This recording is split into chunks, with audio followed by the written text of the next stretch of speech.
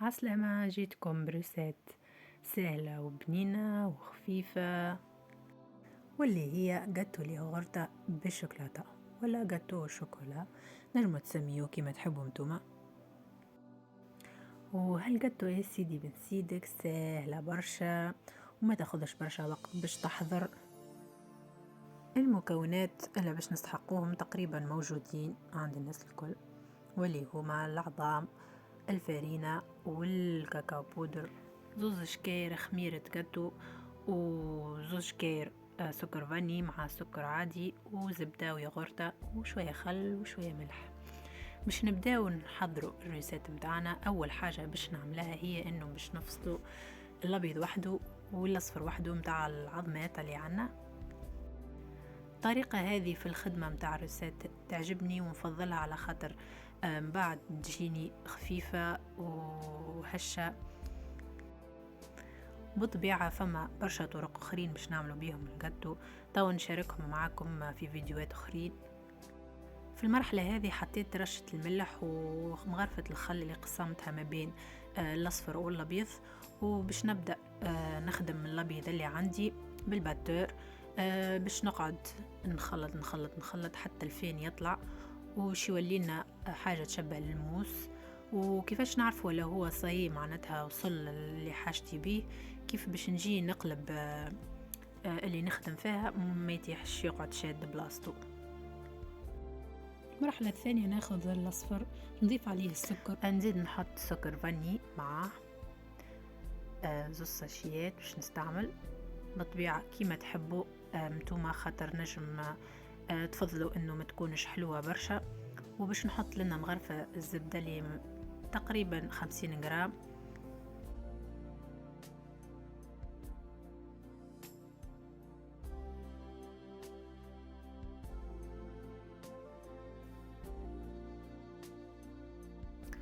كونوا خرجناها من القبل ونخليوها بحرارة الغرفة باش نجم نخدمها وما تكونش شادة روحها.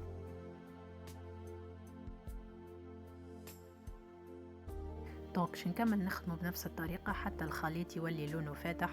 في المرحلة هذه نعرف اللي صاي نجم نضيف الياغورتا ونكمل نخلط المكونات الكل مع بعضهم. ونبدأ في المرحلة الثالثة اللي هي باش نزيد الفارينة على مراحل، مش فرد مرة زادة، بشوية بشوية نزيدو.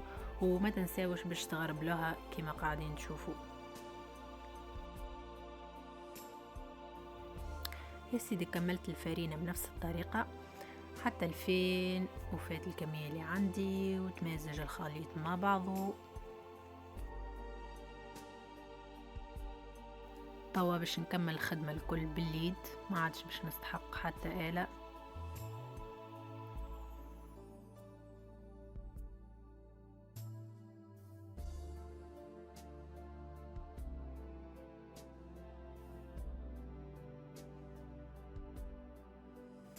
حسب التقريب التكستير ولا القوام باش يكون كيما هكا.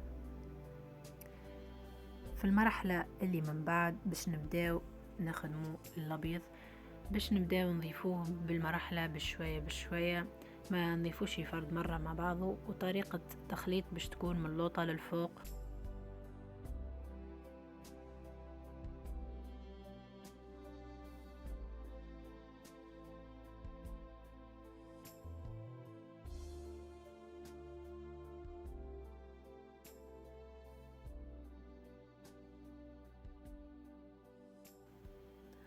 ونكملوا بنفس الطريقة حتى الفين يوفى الابيض اللي عنا الكل.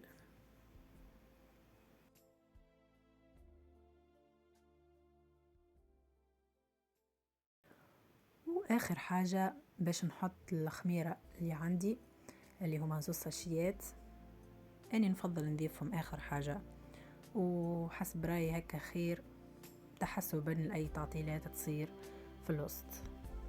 باش ناخذ المول متاعي اللي حضرته من قبل، حطيت شويه زبده فيه باش نصب ديريكتومون الخليط وننظمه ونركحه.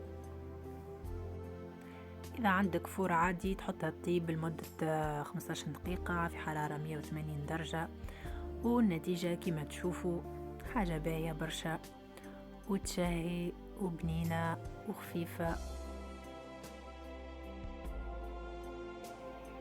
طريقة التزيين من بعد اختيارية، أني اخترت باش نقدمها بالطريقة هذه ونزينها بالطريقة هذه. تنساوش باش تعطيو لماكلتكم برشا حب وصحة وبشفاء لكم. باي باي.